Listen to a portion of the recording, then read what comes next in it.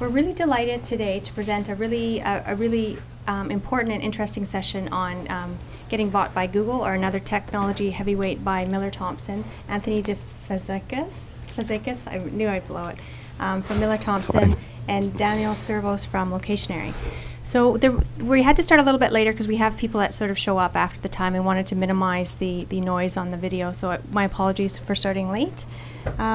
I just wanted to do a quick introduction of our speakers before we give them the floor.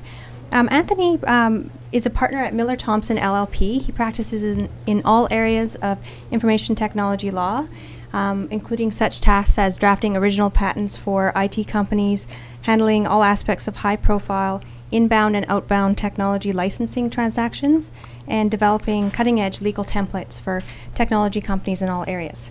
He also works to advise IT companies and research organizations on how to maximize the impact of their R&D activity.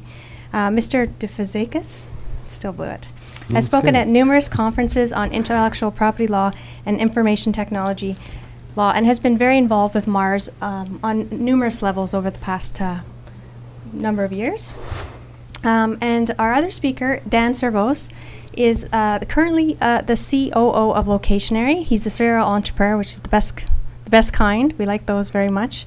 Prior to working with Locationary, he was CEO of Social Deck, which was an early leader in mobile and social gaming that was acquired by Google, so he speaks from first-hand experience here today. He's also held senior roles at AOL and Bay Networks and serves on the board of several startups. So welcome, Anthony and Dan. Thank you very much, and good afternoon, everyone. Maybe you're wondering a little bit, why is a lawyer talking about how to get acquired by Google? Well, the reason's quite simple. We've been selling a lot of clients from our early stage company program called MTech to companies such as Google, Intel, RIM, and the list goes on. And we also act for large companies, and so we've been able to glean what it is that they're really looking for. Because lots of people from Google are going to go and talk about, perhaps how they value company or value companies, trends. Lots of people talk about valuation in the abstract, but of course it's very different when you look at it on a case study basis. That's why when MaRS asked me, well, would you like to talk about intellectual property? I said, well, I think it would be more interesting actually to talk about getting bought by Google or a large company, because MaRS, the ecosystem, of course, is about fostering and nurturing startup companies and helping them scale. And of course, everybody's going to be successful if we can have more and more and larger exits. So I'm very excited that Dan is going to be joining me soon up here to talk about his real life experience. And what I'm going to be sharing mostly is what we were able to glean through the IP due diligences that we're involved in, what the business people at these large companies say when they're talking about valuation around the table, the arguments that go back and forth, and out of that, of course, best practices for building a business that is as valuable as possible. So the introduction is going to be, of course, it's going to set out what we're going to talk about. I'm going to speak a little bit at the end if we have time, but I hope I don't have time to talk too much about IP in detail, because what I'm hoping is that this is going to be a very interactive session.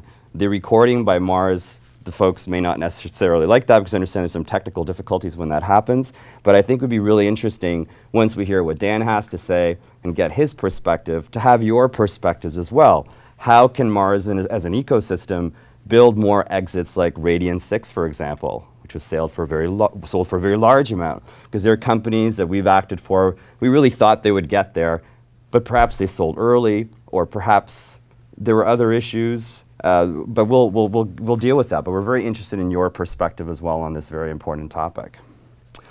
We're going to try to make it a little bit interactive. So Dan, after I finish this brief introduction, is going to talk a bit about Locationary and their exciting new platform called Saturn.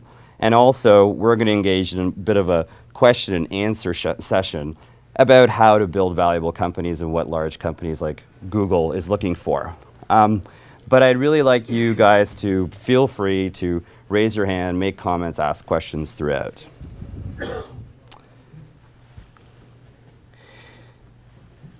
So without any further ado, Dan, do you want to talk a little bit about Locationary?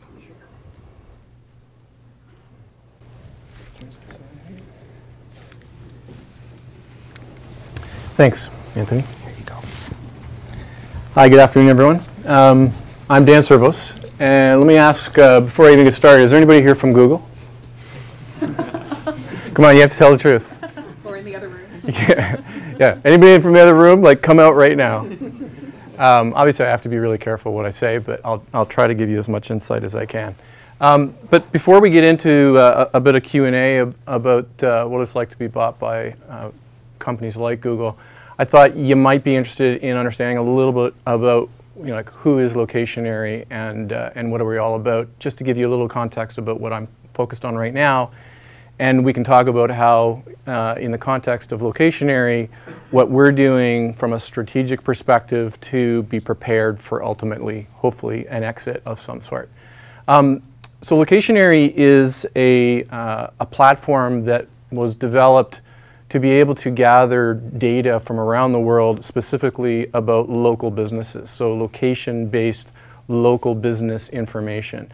It is one of the biggest opportunities and challenges in the location-based industry today for mobile, largely because local business data changes so often and it's so inaccurate. And therefore, we've all experienced the problem of using various mobile apps, navigation or otherwise, only to find that the place you thought you were going to is no longer there. It was closed, it's moved.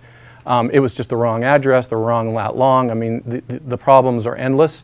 But even on the more positive side, information that you want about that local business from a proximity perspective as you're traveling around, you would like to know a lot more about the businesses and the types of things that you're looking to buy as fast as you can get it that's relevant to you, your needs, and basically your preferences. So the whole world of location-based data is, a continually massively growing market opportunity. And so we built a platform that basically helps us to not only gather that data, but also help big publishers manage that data.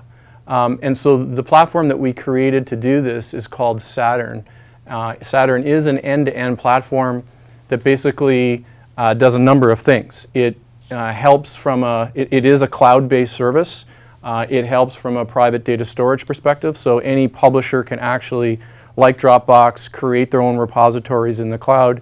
They can bring in all their multiple data feeds, and most publishers get anywhere from 10 to literally hundreds of different data feeds of different types of location-based data that they bring into their own organizations. They then go through a horrendous exercise to actually try and basically dedupe, normalize, clean that data, and create some basically valued composite that then gets pushed back out into content for consumption based on either web or mobile applications.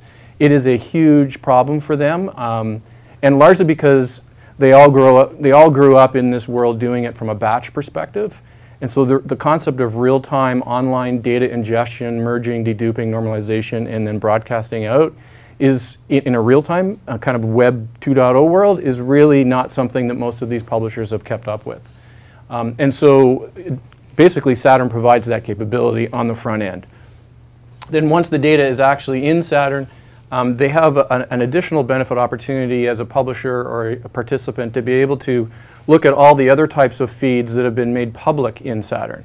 So they can go through a library of different types of data sources and say, I want to subscribe to the following 3 feeds. It could be a feed of all the Marriott chain hotel restaurants, so it could be a feed of all the specific Walmart locations and specific data that Walmart's publishing data-wise from each of those local Walmart stores. So any type of data feed that exists that the owner of that data feed decided to make public to allow others to come subscribe to it, any user or participant in Saturn can actually subscribe as well. And once they're accepted as a subscriber to that data, it now becomes another data source in their own private repository that they can then, again, go back and use the tools that we enable them to merge, dedupe, and normalize that data into their common composite. And so that's what we call integrate and subscribe. And then from a distribution standpoint, as I said, Saturn is also for broadcasting and pushing the data out on a real-time basis. That requires the publisher to have APIs or feeds that allow them to take that data on a real-time basis. More and more publishers are getting to that point, which is a good thing. And they're very reluctant to take anyone's data in that manner to do a real-time update from a publishing content perspective, but the more that data is authenticated as authorized from the business owner, the more the publishers are all willing to take a real-time feed to do updates.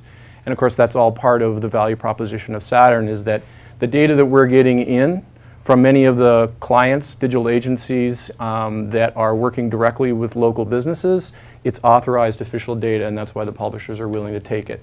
And then last point, from a real-time perspective, any participant in Saturn and any number of data sources or repositories that are hooked to each other, once a business, a local business, makes one update in Saturn, it gets pushed out and updated to every other single user of that data. And so it has this very viral network effect of updating real-time simultaneously across Saturn and then pushed out across all the links to all the publishers.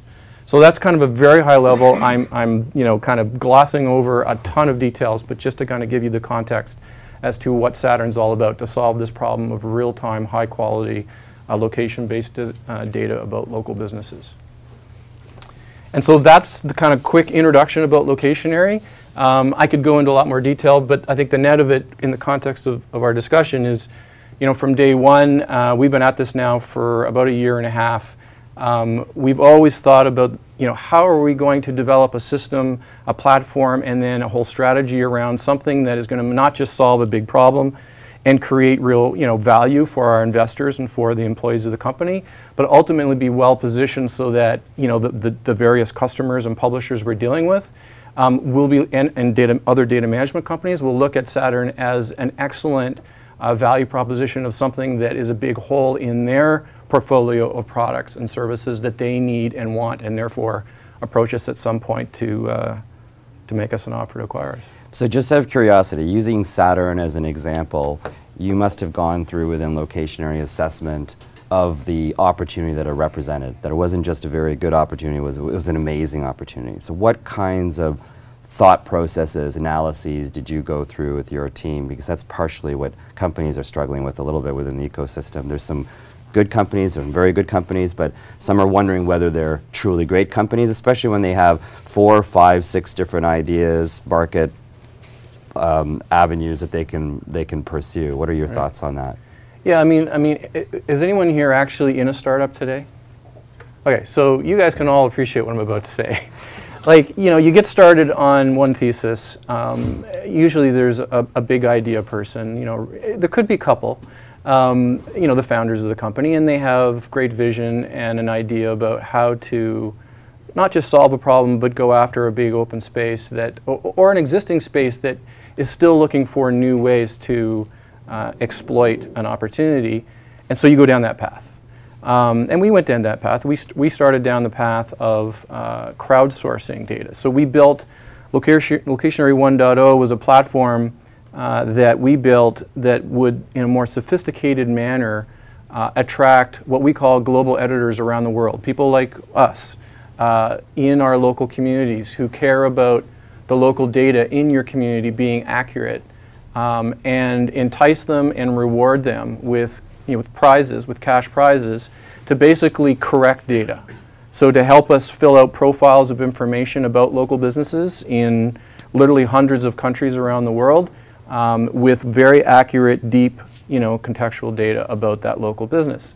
And that was Locationary 1.0. It's a whole platform, completely developed with the whole banking infrastructure and everything required to do not just the monitoring and measuring of the quality of the data coming in, but then the rewards going out using gamification. So, it's a very sophisticated system. That was an important start, and we all believed that that was, the goal. But as you get further down the path, you realize, wow, that was a pretty good goal. Okay, we achieved that. We validated it. We started collecting data and selling it to all sorts of big companies. But there's a bigger piece here too. This is becoming more of a piece to the puzzle, not the puzzle solution.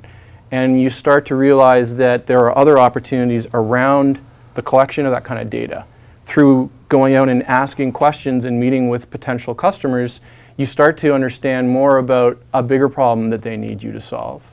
And so some people like to call it pivoting. I like to call it, we learn a lot more about the market and the participants, and we continue to evolve our platform and solution to something that we think is even bigger. And that's what happened. We started to realize it's the whole front end of just the process of dealing with data and data management. And then it's the whole other side of being able to then do the proper broadcasting in a real-time nature of this data. Those two big pieces were missing in the market, and so we took what we had developed initially and we completely developed another platform on top of it to solve a bigger problem. And what about the critical issue of business model? Because there's some businesses where the business model is fairly obvious, yeah. and there are other really strong startups where the business model is less obvious. And sometimes people choose one model, realize it doesn't work, switch to another one. Meanwhile, there's competition, so it can be a really important decision-making process. You have any suggestions for people in the MaRS ecosystem on that issue of how to pick the right business model? I don't know if it's possible to actually pick the right business model up front. I'd love to meet someone that actually has. I think you pick a model that you feel is the most appropriate for the product or service that you've developed, and then you go at it, and as you're negotiating deals and starting to really understand kind of the cost pricing, and the analysis of the costs that are going in to deliver, and therefore the margin that you're bringing to the company, and the competitiveness of the pricing, and all the other factors that you have to look at, you again, iterate, and you start to realize, okay, either the basic model was correct, but we need to tweak some of the variables around how to effectively price it, or you realize that that model itself is probably not the ideal model, and you move to another one.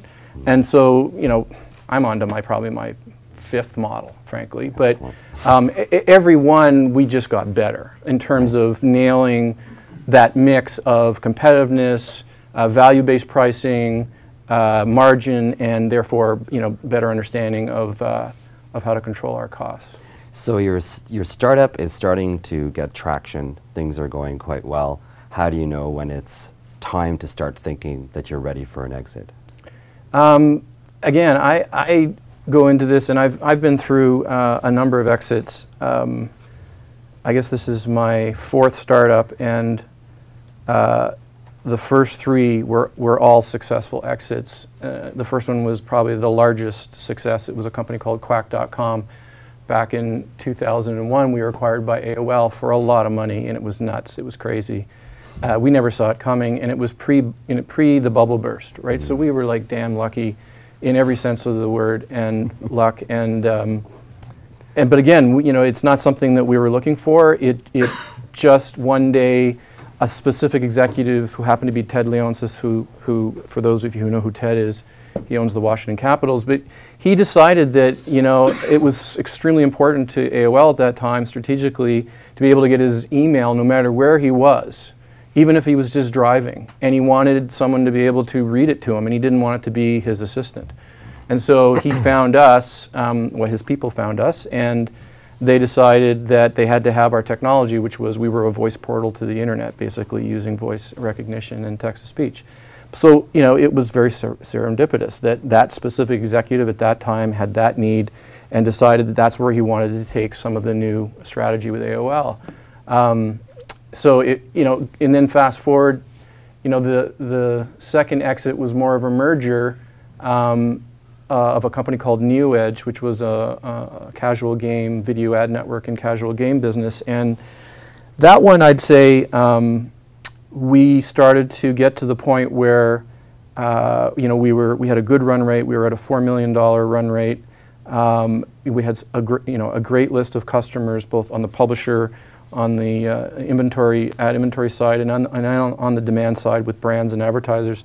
But we were getting to that inflection point in a business cycle where we either had to do a real massive raise to really get, because it becomes such a sales driven, business in that specific market. So you either had to do a massive raise to be able to have enough cash to start hiring a lot more salespeople around the country, or you merged. And so we decided, because we had a couple of interested parties that wanted some traction in the social game space, to merge. A casual game-based video ad network company with a social game company.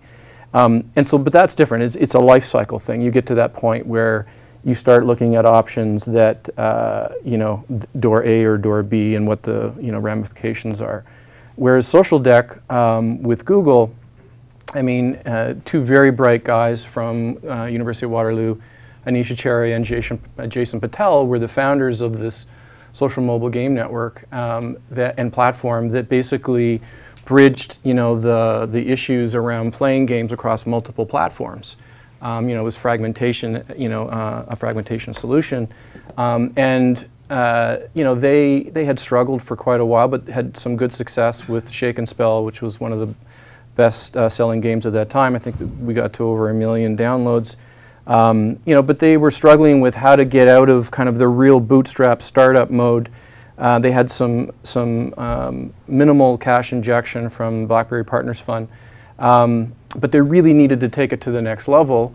And through a couple of, you know, associates, I happened to have just been coming off my last gig, met them, and we got to know each other, started helping them out, and then they asked me to become the CEO.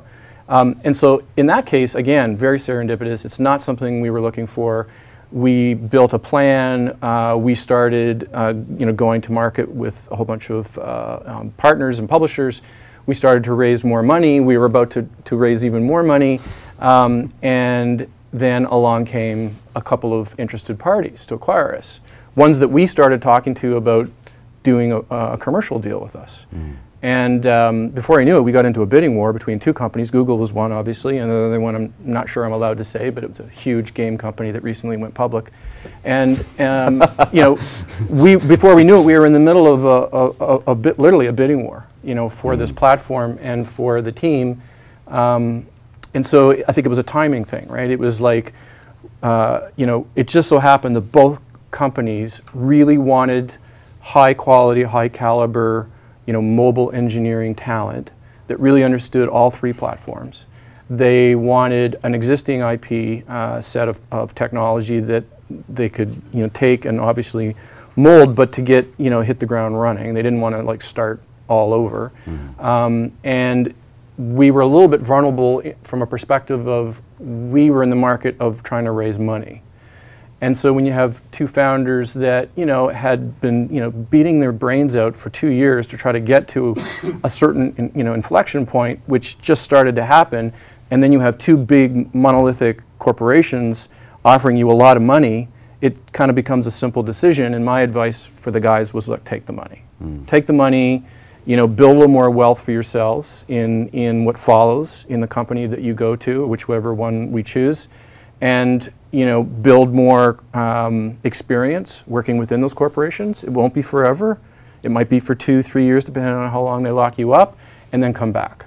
Like, you're young, pay off your debts, you know, enjoy life a little bit. You've been working extremely hard, and then come back and do it all again. And that's what we ended up doing. And for somebody who has a startup where Google and Microsoft and others aren't necessarily coming knocking on their door, but they have a really good company, it's got traction, it's scaling really nicely, and an exit is something they want to seriously consider, what strategies do you think might work to try to create some of that interest? Would you hire an investment bank? Would you not? Would you try to contact the companies? Would you work through people in your network who perhaps work at these companies? What are some of the things that might work in your opinion? Let me answer that, I guess, a couple of things you asked. So on the investment bank side, is there anyone here from an investment bank? Okay, good. Oh, sorry. So I can't really say what I wanted to say then. No, I'm kidding. I think there's a right time and a place for an investment bank to get involved. And the problem is, if you're in a certain earlier stage, before you get like beyond Series B, and you have an investment bank involved, you're just putting up a flag like fire sale. Like that's gonna, it may not be true, that may not be actually the reason you're doing it, but then it comes across as a position of weakness. Like why are you guys even hit a Series B? Why are you hiring someone to help, you know, sell you? Now, there's all ways to do this properly with an investment bank, and you don't have to go out and say, you know, like, we're looking for an acquirer. You could go out and say the investment bank is helping you raise money, right? Which is probably the better way to do it. But even in that approach, I don't think again, based on stage of the company, it's always the right thing to do. In my experience, and I can only talk from my own experience, the better way to do that is is through network and through your network of relationships and people that you trust, your trusted network of people that are in positions within some of those corporations that know the right people in corp dev groups and that know your value and that can act as an advocate on your behalf without you actually having to be the one to say, hey, I'm interested in being acquired. Because you never actually want to be in that position to say that, because again, it comes from a position of weakness. But having a trusted advisor or your lawyer or a board member or just an investor or anyone, doesn't have to be any of those specific people. It could be someone that you have a good relationship with that can whisper into the ear of a corp dev person within a company either that you're already doing business with and they really like you and like what you're doing, which normally can take a natural path anyway, but if it isn't, it can get a little nudge, to take that path. Or if it's a corporation that you're not currently in partnership and doing business with, but again, you have a trusted source and a contact that can whisper, into the ear of corp dev and say, hey, that's a really hot company. They've got some great talent IP and they're on fire. Like, you should definitely take a look at it. Yeah, I mean, from our transactions, I can say where we were selling or we were acting for the buyer of technology companies, I can say that 9 out of 10 of the acquisitions were either fed by the company finding the company on their own. So the Google or the Microsoft finding them on their own. They like to do that. They're watching everyone. If you're getting traction, odds are they know about you. Somebody just coming out of nowhere doesn't really happen in this day and age very often.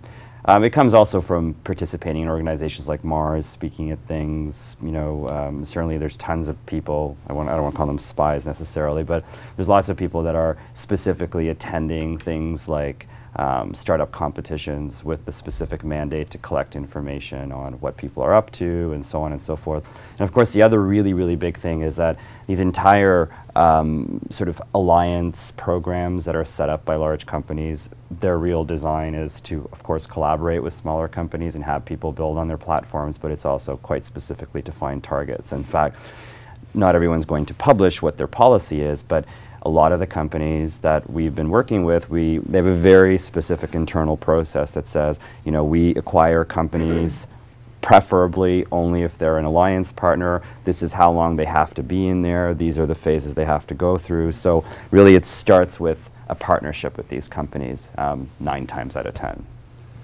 Yeah, I totally agree with you. And I think that, having, it's like you hear this over and over and over again that you have to constantly be networking, and the day you stop networking is the day basically it's a going out of business kind of strategy. And so if you're not networking, and really by that I mean truly working it. Like, if you're not as an entrepreneur spending at least an hour to an hour and a half a day, and that's just being on the phone, talking to people in your network and getting them to introduce you to at least 1 or 2 new people that you didn't know before, you're falling behind. And so, it gets easier. It gets so much easier the more you do it, and it's amazing the effect and result that it can have, from a network effect perspective. There's a question on the floor. Yes, so my question is, I guess, to both of you on this topic. Are there any specific challenges for Canadian companies looking to get acquired, particularly because they're based in Canada, they want to get acquired in the US or something along those lines? Yeah, I think it's definitely a challenge for sure. Despite what everyone will probably tell you, it is a challenge. I think that. And again, it's kind of common sense. A lot of the big corporations, whether they're East Coast or West Coast, they want you close by. Mm-hmm. Believe it or not, is anyone here actually American? Okay. A lot of Americans still don't really understand Canada. I mean, unless you live here, of course. And they kind of still view us as this foreign entity, economic, political, social infrastructure that they really don't understand. And so they'll never really want to, kind of admit that, but it makes them a little fearful of investing and or acquiring an asset, unless, of course, you're willing to move. And if you put up your hand right away, right from the very start of any discussion and say, you know, we've got a team of 12 engineers and every one of us is absolutely comfortable with moving to California, that's different. I mean, then they would be very interested, I think, in most cases, because they see that as actually a lower cost way of acquiring talent. But if you want to stay in Canada, you want to stay in Toronto, and a lot of us do. We don't want to move. We love Canada. We love Toronto or wherever you're from in Canada, and you want to stay, it's tougher. You have to find the right mix of acquirer who's willing to start to invest, unless they already have presence here. Many of them do, but many of them don't. If they don't have any presence here at all, they don't understand our tax laws and everything else, then it becomes a bit of a gamble on their part to convince them as to why they need to establish, you know, a center of business here and get established as a Canadian, you know, subsidiary of a larger corporation. The flip side, I think, is that the talent pool is becoming very strong, not just in Toronto, but in other places as well. So it's easier, I think, to convince companies not only to set up locally, but even use it as almost like a bit of an initial bastion to build a bigger team locally. I think, for example, Cognivision is a good example of that, where, you know, Intel has a new division thanks to that acquisition locally. And you're hearing from companies more and more that they understand that talent pools are extremely important. While it's nice to have people locally, I think sometimes what that means is that the key business people might move for a time or commute back and forth, but you know, you can't attract all of the developers that all these companies are going to need necessarily to the East and West Coast, because there's so much work to do, and talent is very, very rare sometimes. So I think it's improving. The flip side, though, is just speaking to these companies. When you talk about, well, what about Radian 6 and other large exits, they see those things as outliers. I don't think the message has necessarily gotten through yet that Canada has very, very strong ecosystems. They see those things as being almost aberrations. So that's why we have to grow more startups and make them bigger, to have, you know, 7 or 8 or 9 Radian 6s, because then perhaps those attitudes will start changing a little bit. Yeah, I don't want to sound overly negative on my response. I mean, there's lots of great success stories. And more of the larger companies are investing here. Like, and you see it every day, right? Like, now Zynga has bought 5 Mobile, right? That was the first for Zynga to establish a base here. Mm-hmm. So I think once they get over that little first hump, that okay, we're gonna do this, we're gonna establish a presence in Canada legally and business and actual business resource and investment, then I think it gets easier. But it's that first one, so it really depends on who, you know, which companies from your, you know, ecosystem you're working with, and if they already have presence here, then I'd say it's a lot easier.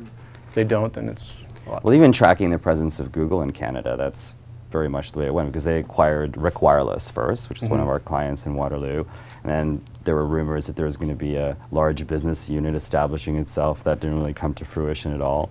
But then they started to put their sales team here. They acquired Push Life, realized that there was good development talent. So one thing does lead to another. But Google is going to be a big employer in Ontario, it seems, you know, around 5 years, if what they say is true, and I think it probably is.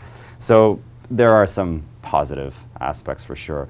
On that issue, who else do you think, sniffing around in Toronto based on what you've heard in your network? I mean, we've been talking about Google and Zynga, but there are others as well. Who comes to mind? Facebook, for sure. I'm sure most of you have probably heard the rumors that they've been flirting with opening a shop in Waterloo, right across the street from Google. Yeah. I'm not so sure, like, I know some of the Facebook guys, and I'm not so sure that is really what they intend to do, or whether they're just doing it to piss off Google. Yeah, it's possible. I wouldn't put it by them that they put an offer in on a lease just to scare them.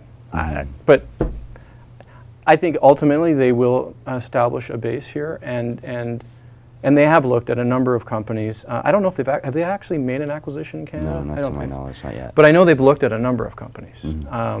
And certainly Amr, Varma, and Extreme are very close to Facebook, and you know, have a number of their portfolio companies, you know, are of great interest there. So I think it's inevitable that Facebook will start buying here. It's just, I think, a question of time.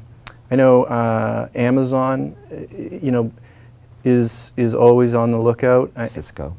Yeah. As well. And Cisco. eBay I'm just thinking of the larger companies. There's a lot smaller mid-cap and small-cap public companies that are always looking around too. But of course, Salesforce.com is another one that comes to mind. Those are a few that I know have corp dev guys actually looking at various companies in the area. Now, let's say there's some strong interest shown by a Google or a Zynga or whomever. What do you do to get your company ready? What do you absolutely need to do almost immediately? Yeah. You know, one of the challenges, of course, being in a startup is making sure you have all your ducks in a row and your books in order, and it's never easy to keep all that kind of up to date and current and accurate, and having every single document scanned, filed, and properly available on demand at a moment's notice. But the reality is you really do need to work at that and make sure that you're well prepared, because the minute you start to get into once you get past the LOI process, and of course the LOI is the beginning of everything. So you know, usually the typical process is first you get an LOI. It's typically binding from the perspective that you know, you have to be very careful about disclosure issues after you sign a binding LOI, and both companies are entering into an agreement to actually go through a process. But once that process begins, the demands for documentation from a diligence perspective will be significant, and you have to be ready to respond and have, you know, things well taken care of. Like, you know, all your employment agreements have to be pretty tight and well done, and that's why you have to make sure you've got a good lawyer who's helped you ensure that all those employment agreements are really tight, that all your, you know, non-disclosure and proprietary invention and information agreements are all very tight, because that will be a big issue for a lot of acquirers if you don't have all that in place. And that's just on the employee side of the asset perspective. Then if you have patents or you have patent filings, you have to have, you know, all that documentation really well covered. Again, another good reason to have a really good lawyer, to make sure that is all there and ready to basically go through diligence. And then, of course, documentation on your IP, like on your platform, your technology, your services. You have to have, you know, you have to be ready to basically allow a team of technologists from the acquirer to come in and start to take a look at exactly what you have. And typically what they'll want to do before they actually physically start to do that is they're going to want to read through documentation about your technology. And so you have to have all that pretty well current and up to date. How's that for starters? No, yeah, that's really good. I mean, I think that's a good list. And I think what's important to understand is that every single company has their own specific process. It may depend on their lawyer, legal team that's on a special deal, the likes and dislikes. So you can't predict what they're going to ask in what order, but certainly whatever they do ask for, you have to get back to them right away. Now, one of the challenges, of course, is that all of these things, to have your T's crossed and your I's dotted, costs a lot of money. So there's an ability to, in a sense, defer things to a point. The problem is that sometimes what hampers us in getting things done in a huge flurry of activity quickly and relatively efficiently is that the company isn't organized internally, which is quite problematic. So there's certain things that you can completely do on your own if you try to figure out what best practices would be, or just basic record keeping, thinking through, okay, do we have agreements for everyone? Do we know that this is a good one? Can I ask for a better template? There's a lot of time involved in that, but often we find that startups are really busy building the technology and getting into market and so on, and this is sort of this realm of activity that's the last thing you want to do. And perhaps we're all the same, and it's human nature. It's just like, you know, keeping track of your receipts and so on and so forth. But when the company comes in, they're going to have really specific questions. It also surprises me in these transactions because I figure, okay, I'm used to the legal stuff needing to be cleaned up a little bit, but sometimes people trip on the technical due diligence as well. So there's more and more this tendency to sort of develop with not a lot of documentation, which is probably okay and understandable as long as you have a lot of homework that's been done beforehand, nonetheless, to put at least in a high-level explanation of, you know, your overall platform, what the pieces are. You know, you don't have detailed documentation, but still almost like a ledger of the different key modules and components and how they relate to one another, or basic architecture diagrams. you have to think of the fact that the technical team is going to come in, and often in these transactions they're multidisciplinary. 5, 6 of them come at once. They want to meet the whole team. They're asking questions left, right, and center. They're not going to give you a list of things what they're looking for in advance. Normally they just land on your doorstep, and you really, really have to prepare for it and just try to anticipate every single thing that they'll want to see and look for. People are okay with open source, they understand, but you have to, again, be organized. If you say, I have all these open source things, but I never looked at the open source license, I don't have a copy of it, that's not a very good thing. But that's not a huge legal analysis that's required to figure that out. It's just another important housekeeping item. Can I just add a few points? Sure. I've actually built and sold a company through multiple rounds of financing, and I sold a company to VMware. I just want to really emphasize this being prepared aspect, and it's not really about just the final sale, it's about even financing. When we got funding from Benchmark, we were a company that was spread across the world with 6 different companies in different countries.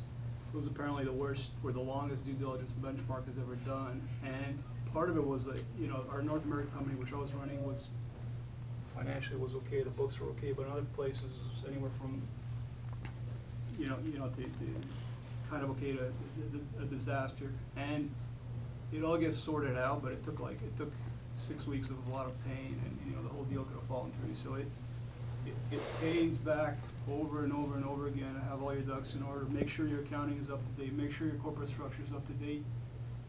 You're going to pay way more later. You know, I think the legal bills on some of these acquisitions can easily run a couple $100,000. So spend the time and the money up front. It's a lot cheaper up front. You talked about the licensing. I really want to emphasize that actually you have to have a lot of care around using open source licenses. Like it can be a total deal breaker if you're using some open source libraries that, you know, IBM, for example, is not going to touch anything that's using LGPL license. And so you have to very carefully look at open source is great. Our company was based on open source, but make sure you know what you're using and why you're using it and where you're using. You're gonna have to you're gonna get a spreadsheet with every single source file in your product, and you have to go there and actually say, you know, what's the license for that? What is it used? I mean, it's an unbelievable process to go through this due diligence where you're basically sitting up days on end, 24 hours a day, almost going through this due diligence. The more you can do up front, the better. It's hugely important. It's a really good point. I'll just jump in from one other thought was, it not only becomes very much a risk issue to the deal from a, like, have you got everything that you need? Because if you don't, it could raise a serious enough or material enough risk that they decide to walk from the deal. Because this is too much of a liability they're inheriting. But so that I totally agree with that. But the other thing is, and again, as an entrepreneur, the reality is you can't afford a long due diligence cycle. You just can't.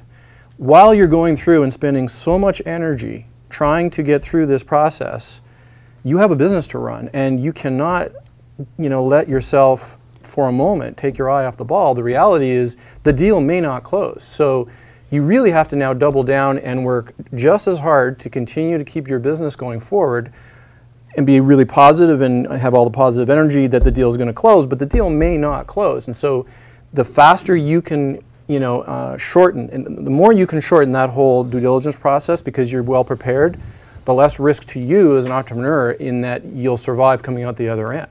Like and again, I'm not trying to sound overly negative, but that is the reality. Well, and then the large companies, they're buying teams of people ultimately most of the time, and sometimes they're also buying intellectual property and some other things. But really, when we've seen this in transactions as well, if the due diligence is going sour in a way in different domains that are important to the company, it does have an impact on their view of the team. Because if this is the way they keep their books or this is the way they do this, then they're not going to be able to manage this team, et cetera. And that also, it does back into valuation, and we've seen that a number of times where, you know, the due diligence comes back. Initially, of course, the valuation that the company had in mind hasn't been shared with the startup yet, but they had a range that they were thinking of, and the company says, you know, we're taking it down to this range for the following reasons, and it has to do with a lot of these things, and it may seem, you know, nitpicky and so on, but I think in a way, the companies that have these things in order, They tend to integrate better. They tend to respond to sort of requirements of the acquirer in different domains better. So it's a real management prerogative that's out there. The other thing that's important to understand practically is that these companies track their own expenses related to due diligence. And so in their mind, you know, they have to manage their budgets as well, legal and technical due diligence and so on. So they actually use Serengeti and other pretty sophisticated systems to track expenses. And once they reach certain thresholds and they're not past certain due diligence milestones, they often throw their hands up and say, this is a good indication that this is not going to be a good fit, and they move on. And the other thing that's important to note is that these companies usually are talking to multiple companies at one time, right? So they're looking for a startup, let's say in social gaming. They're not probably talking to one, they're probably talking to 2 or 3. So you are jockeying for position in a way. If you want a strong valuation, you want the transaction to happen, you want to be the one that seems the most organized, the best team, et cetera, and all of these criteria. And so often we've seen that as well, where, you know, target A gets dropped. Target B is continuing for some of these reasons. So it's important to keep that in mind. Yep, couldn't agree more.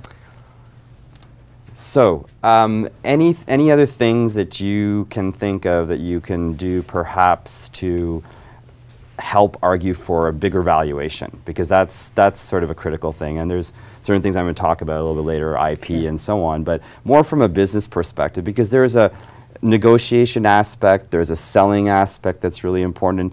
Once the transaction seems to be happening, you want to get, of course, as much money as possible. Are there any sort of tricks or suggestions that you have for people? Well, I wouldn't say I have any tricks, but you know, clearly, you know, again, from an entrepreneurial perspective, from a business operator, there's a number of things that we're always investing our time in and energy. And that is, A, making sure that we're always trying to hire the best talent. So especially, you know, when it comes to engineering, like everybody else, we're looking at all the top universities, you know, the top comp sci and math guys coming out of there, and we spend a lot of time focused on that. And even when we think we can't afford another really high talent Waterloo engineer, if one happens to come our way, we'll hire them. We'll find the money, because at the end of the day, we know that as we grow as a business, we're going to have more than enough for you know, engineers to do, and so we'll be able to make that engineer really productive. And then on the flip side, from an investment and return perspective, we know that engineer is going to be worth potentially $1 million, you know, in an acquisition valuation perspective.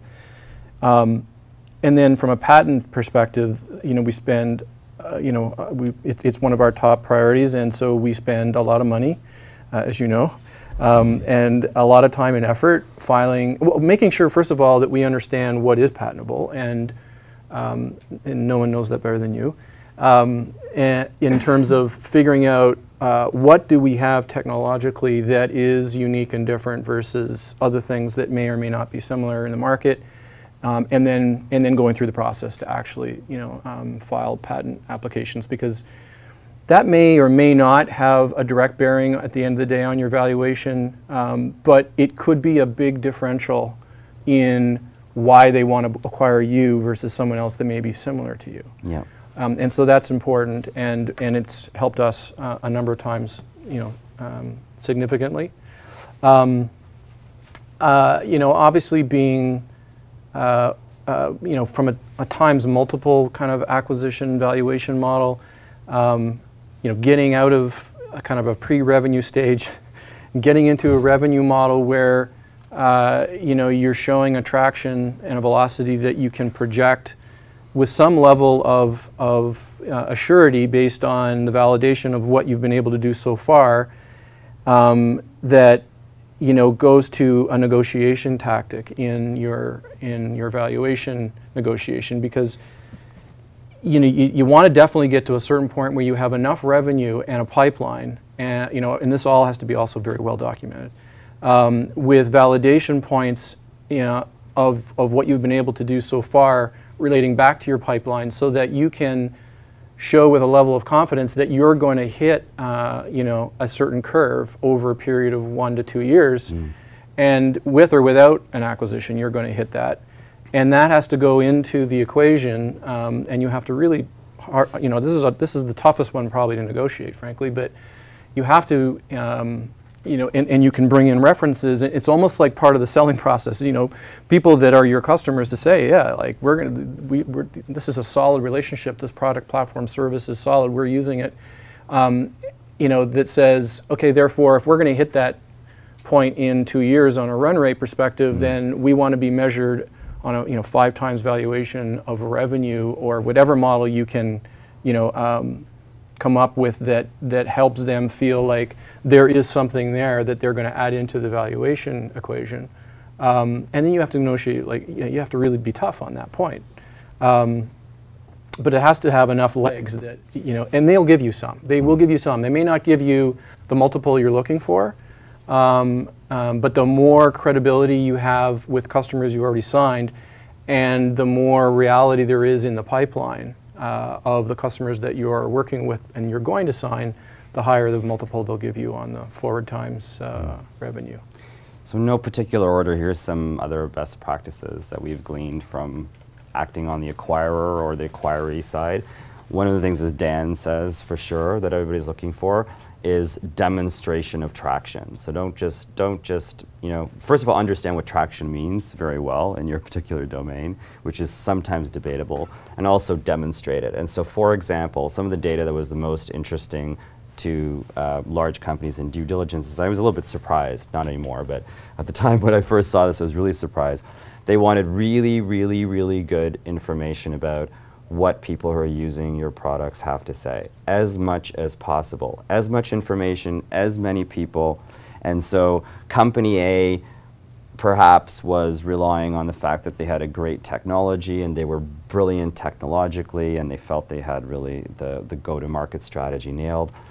They didn't think they needed to bother with that information. Company B perhaps wasn't so strong in some of those domains, but they worked extremely hard to create situations where they were getting that kind of information, and also they were doing it in a way that it was validated. So they're using SurveyMonkey or whatever else the case may be, so you can show that it's not made up information. The valuation that the large company came up for target A and target B, they were very similar, they were competing targets, huge gap because of that.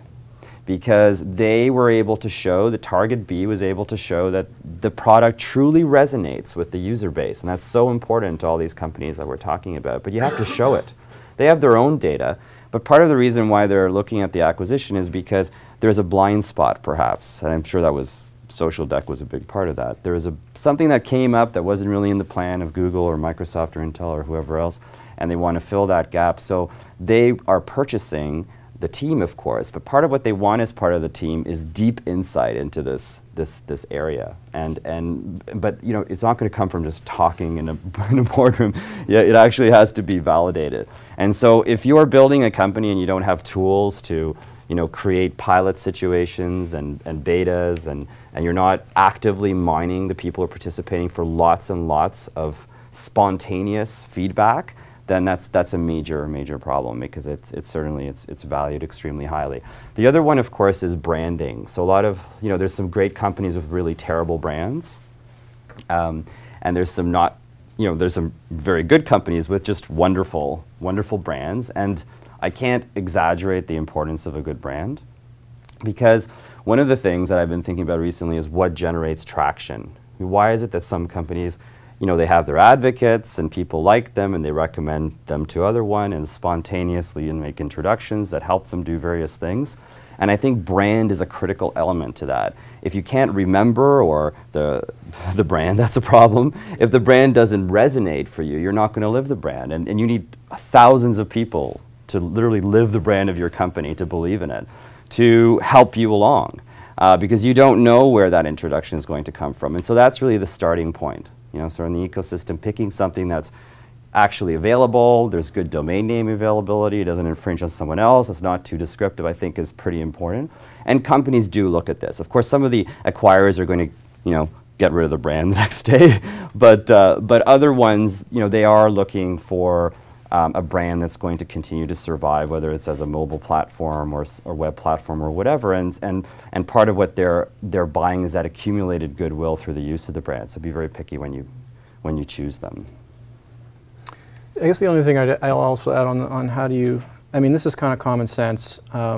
so I apologize if it sounds so obvious, but it's sometimes harder to actually do, and that is when you're building your your pipeline of potential customers, and you're always thinking about those as also being potential acquirers. Trying to find the right, I call them like the Fantastic Four, right? And it's just a stupid name, but it's the four that you believe, first of all, that compete against each other in one way or another. But there is a fairly obvious amount of overlap between those four companies. And those four companies really become, a key milestone for you to actually get at least two of them as customers. Because once you start to move into that zone where you now have two of the four most obvious companies that will be interested in ultimately acquiring you, and they actually are competing, you're creating friction, right? You're creating a natural environment where they're going to ultimately learn about each other. And again, there's a very delicate dance you have to play on that too, to make sure that you're not shoving it in their face, and neither can you ever disclose, obviously, and you have to be very careful about how you go about it. But ultimately, they'll learn about each other, either because you have the rights to publicize it in PR, or you're at a conference or something. Like they suddenly realize, holy shit, you're doing business with them. And it's a magical moment, because sometimes what happens is you start to get this, it can backfire too, but again, it's not easy to pull off, but you can get to the point where one of them is really interested in buying you.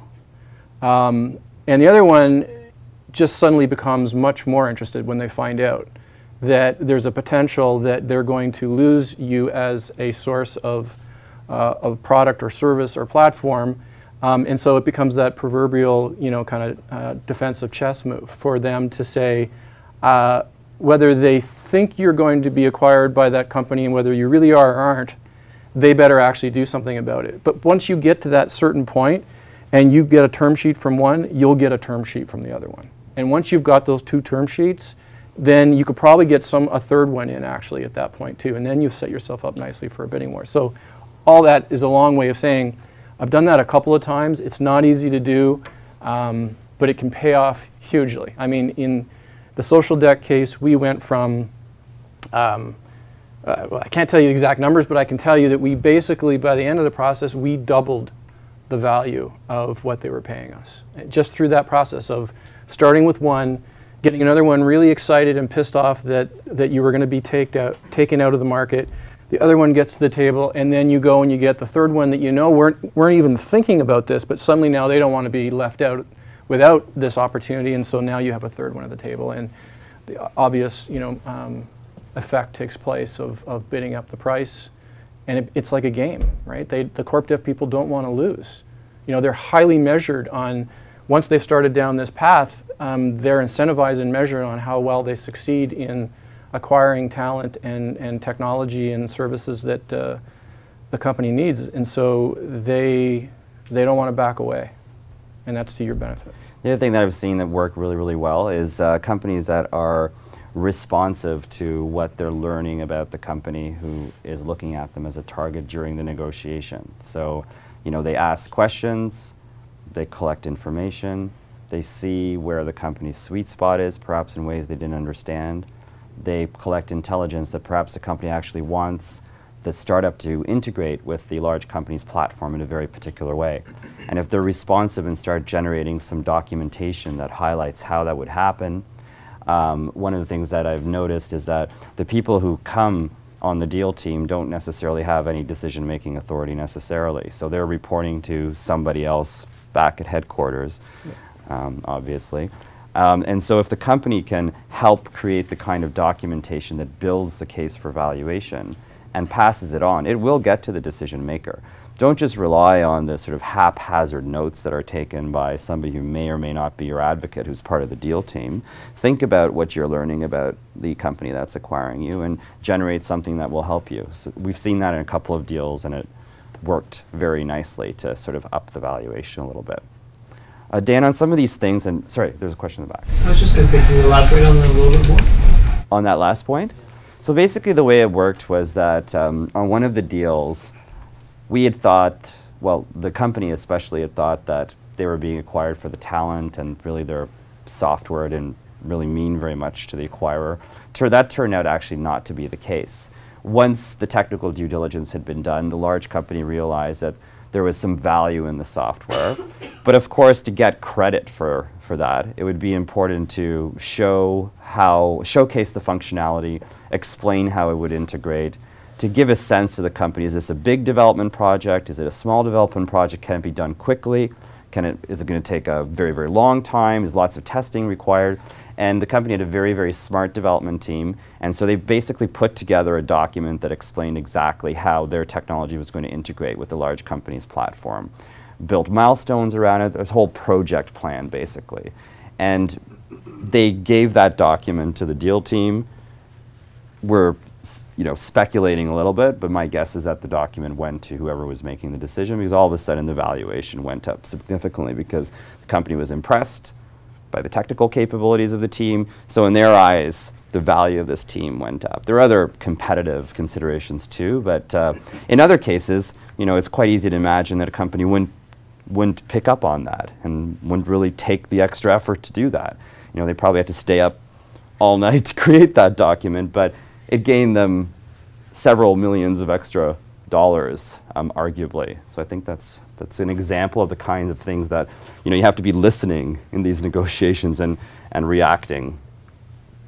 Yeah, and I think you had mentioned this earlier too, and it's something that it was this absolutely true story that, and it goes back to research that I'm sure MaRS can help out a lot with, is that knowing what's going on in your market from an acquisition valuation perspective, in companies that are like you, and there's all various ways to slice and dice companies that are like you, but like you in size, in financial scenario, from a market, where you are in your business stage, and of course how hot the specific market you're in is. But having research data about that from an acquisition valuation perspective, and getting really good synopsis of what those various companies were acquired at, and therefore what the valuation, you can kind of reverse engineer the valuation models, is very helpful. Like especially when you're at the very last stage of a negotiation and you're trying to get that last few million or tens of million, or for some of you hundreds of millions. But when you have data and research can substantiate the valuation that you're looking for, it can make a huge difference, and it did in one of my acquisitions for sure. We were able to hire an outside, because there wasn't a MaRS at that time, and we had to hire an outside firm to go do this. And they came to the table and threw down this analysis that we had to be valued at that time an 8 times multiple, and at the end of the day we got it. Because the data was there, we weren't just coming up with a number that, and that the decision makers, I think, also felt more comfortable that they could take it forward to their CEO and say, look, the data here substantiates this valuation. So everybody was able to kind of, get their heads around the final number. So who can people go to? Because some companies have got great teams and they have these resources internally, but most are lacking, one piece or another. Well, MaRS is tracking a lot of valuation data. I mean, the actual exercise isn't complicated. It's getting the data. Yeah. So the fundamentals of evaluation analysis are pretty. Well, so, yeah. This is the case where it may be, if you can afford it, to actually get an investment banker. Well, or someone that an investment banker who has a lot of and tracks a lot of data, because they get involved in M&A, and there's some good ones out there that do. If I can make a quick comment, probably 90% of what you said is as relevant and as important as you're raising venture financing from institutional investors. Be prepared, get your brand, know your competitors, understand your business model. Always assume anywhere you go, in any interaction you have, that you're being measured and evaluated, because that's 100% true. The investment banker is also useful at the point that you do have 1 or 2 offers on the table, and at that point it's perfectly okay for the investment banker to kind of cold call some people and say,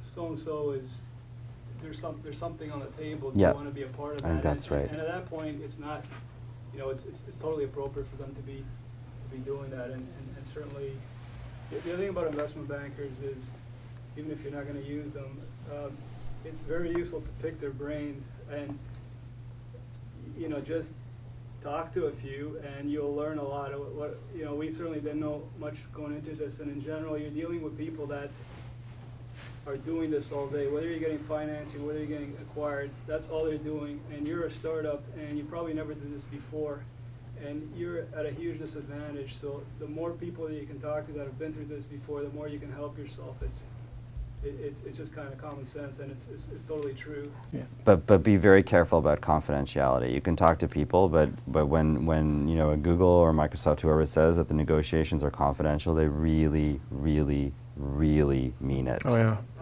it's a deal killer.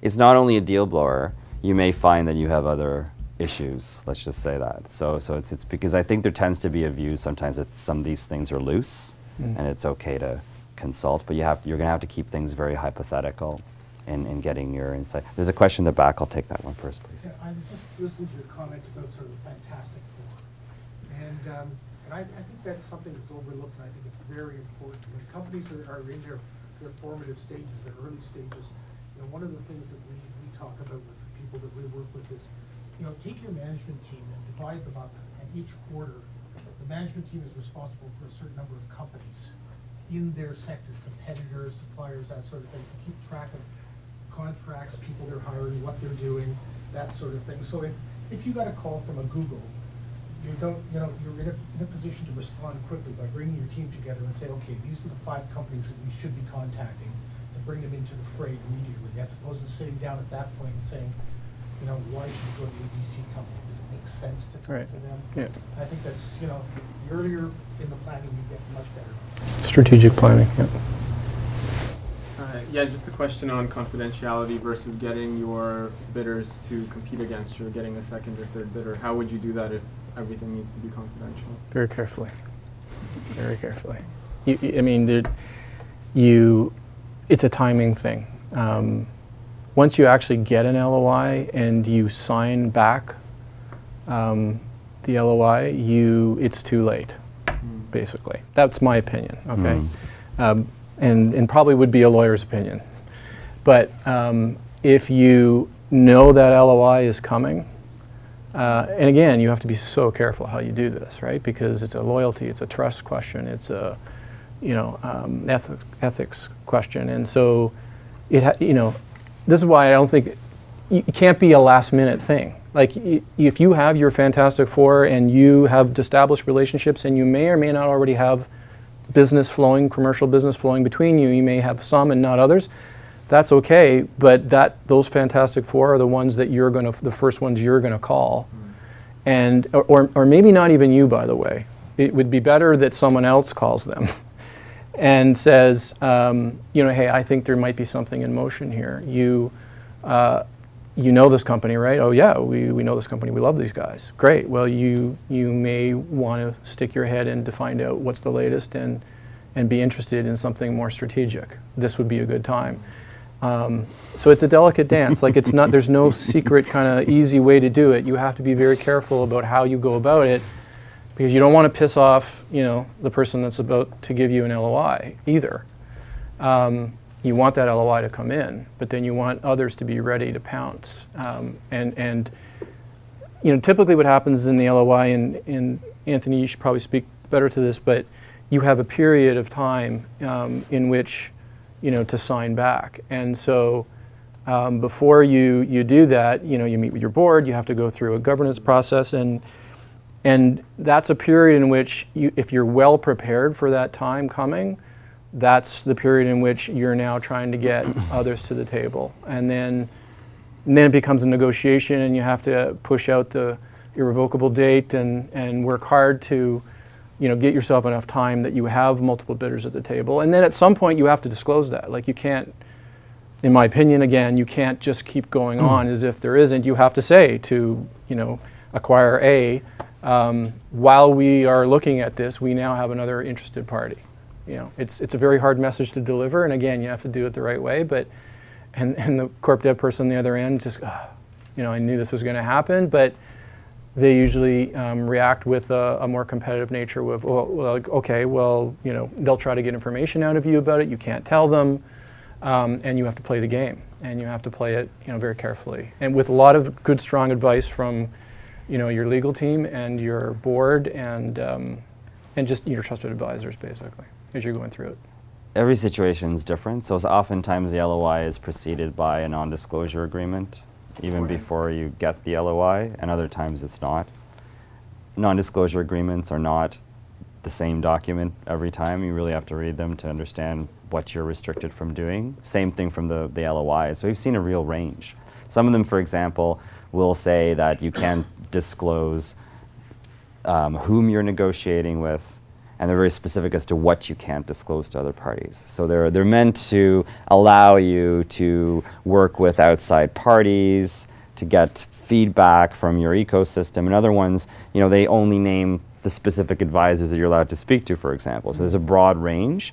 The other thing, of course, is that, you know, if the agreement is silent, but the negotiations are supposed to be confidential, that doesn't necessarily, in my view, mean that you can't even disclose to someone else the very fact that discussions are happening, right? So when we draft those agreements and we want to make sure that the person is not negotiating with anyone else, usually we ask for an exclusivity period, right, which you see relatively often, or we're very explicit that we don't want them discussing even the fact that discussions are occurring regarding acquisition. So there's lots of different flavors. But that's after the LOI is signed. Well, it depends. Usually, yes. Usually, yes. But it really depends. So there's lots of, you know, I would say that, you know, people at MaRS, for example, they have a lot of experience in these deals, actually. So you can get a lot of advice from your advisors, but also even from people who are here at MaRS who've done deals. So many times the founders will join the acquirer. How do you balance negotiating well and tough and the next day being an employee of that company and having a good working relationship going forward? For those of you who've been through it, I'm sure you understand this. You basically get to a certain point when you're you know, close to the close of the actual, you know, definitive agreement to be acquired, the reorganization, or I guess there's different terms, but where you have to resign from your current company, like, you know, at midnight, you know, the day the deal is closing, and just prior to that, you've got an offer with the new company, and that in itself is another parallel process that you have to go through, because now, you know, adjacent to making sure you've got everything done to make sure that deal closes. This is long after the term sheet's been signed and you've worked through the definitives, and now in parallel you're negotiating for all the employees. You know, so as CEO or COO or you know, founder, you are looking out for the best interests of everyone in a post-acquisition, and so every case, you know, you have to make sure that that employee, or in the case of being a founder, that it is what you want. Now the weird thing about this, it's a bit of a strange timing cycle, because you've gotten so far, and this is of course all, I'm sure it's all been by design, you get so far down the path that the last thing you really start thinking about, you're just so happy that the company's going to be acquired and that, you know, you're going to make some money, and yeah, okay, you're going to work for the new company, and all of a sudden then, you know, at the very last kind of end of this process, you're hit with, you know, here's what your new job's going to be, here's your compensation, here's your non-compete. Here's your non-compete, non-solicit, non-this, non-that, everything like locked up, basically, a lockup for, you know, 2, 3, 4 years in some cases. And then that, you know, it kind of jolts you and you're like, holy crap, like I didn't think it was going to be this onerous in terms of, I thought I might be able to kind of sneak away and, you know, escape. And so be prepared for that. And in fact, I would again say, forward think and ask a ton of questions even earlier on in the cycle to make sure you're meeting the people that you'll end up working with. Mm-hmm. Like, and they don't always get involved in this process on purpose. Like, they keep them away. And so you want to make sure that you are getting insight to where you're going to, you know, what part of the organization they want you to be in, what the mission and mandate of your team will be. Will the team still be together? What's your specific role? Like, you got to ask all those questions as early on as you possibly can, once you've gone beyond the term sheet. Like I wouldn't worry about that until you get the term sheet. But between the term sheet and the close of the actual definitives, don't wait too long to get into that, because give yourself more time to basically negotiate that it is a role that you really are going to be excited about, that you've met the people and you do like them, and you can see yourself fitting in working with them. Which of course I guess would be bad if you figured out you hated them. Then what do you do? But and that you understand the lockup, and that you're really mentally committed to that lockup period, and going to be able to live through it, and come out the other end better for it, whether it's just because they've offered you a great job with a great learning experience, plus more wealth creation in assets or stock or shares or RSUs or whatever it is that they're going to offer. That's a really good insight, because I've seen a deal where it basically because it closed down completely because of one of the founders didn't think that the non-compete was for a reasonable period of time. And from an acquirer perspective, they'll back away from the whole deal. That's not the point in which to negotiate. And it's not a negotiable item from their perspective. So as Dan says, try to find out what their policy is, because you're right. Sometimes I have seen 4 years. Now that's debatable whether that's enforceable, but probably it is, depending on the jurisdiction. But you do see 2, 3, 4 all the time. And also when you're a group of people, you have to make sure that while there's one person who's a lead negotiator who's good at getting the deal and so on, make sure that the rest of the people are fully involved in the negotiation, abreast of every step, because that's also an area where things typically fall apart. So in the case that I'm thinking of, basically that's what happened, that one of the founders, it was the first he had heard of a 3-year non-compete period. I don't know what he was thinking in his mind was going to be the non-compete period. I think it was 6 months, he thought. And he made some statements, and the acquirer just said there are some other issues as well, but they walked away. So I think it's very important to ask those questions early on. Sorry, did I answer your question? Sort of. The other question where I was trying to go with this was, but you had some great points, was when do you use the lead negotiator versus someone in the middle, an intermediary, so that you do preserve that relationship when people do transfer over? How do you balance that, and when's the right time to do that? And, who plays hardball in that period? Yeah, I would, my personal opinion and advice would be the founders who are usually the key talent that the acquirer want most. Mm-hmm. They should not be in the firing line. They should be right behind the lead negotiators. And the lead negotiator, in my opinion, should be someone that understands that's very close to the founders. It's hard to be a lead negotiator if you're from the outside, in my experience. Mm-hmm. If you're not tight with the founders and really understand the business. It's very difficult to do, and you're not going to be as optimal in the process. But if you are a member of the board and are close with the founders, or an advisor that is close, meaning an advisor to the company, because you really understand what the business is all about. And again, it's all about having a very strong relationship with the founders, so that you're speaking for them. You're knowledgeable as to what their desires are, and you can take all the heat and you can play tough and afford to potentially damage. You have to be the lead negotiator has to be a person that can potentially afford to damage the relationship with the negotiator on the other side, not to screw the deal, but just to basically fight, to fight absolutely, so there's not a penny left on the table. And in the process, they may hate you, and therefore that's why it's probably good to not be an employee of the company being acquired. But you have to kind of. And it's tough, because I think the lead negotiator finds themselves in a position where they're advocating for the acquirer relative to the rest of the founding team, especially. But sometimes you need to play that role, especially where the acquirer is asking for something that's reasonable, because sometimes it's interesting the things that people focus on in the negotiation process, what it is they don't want to give the acquirer.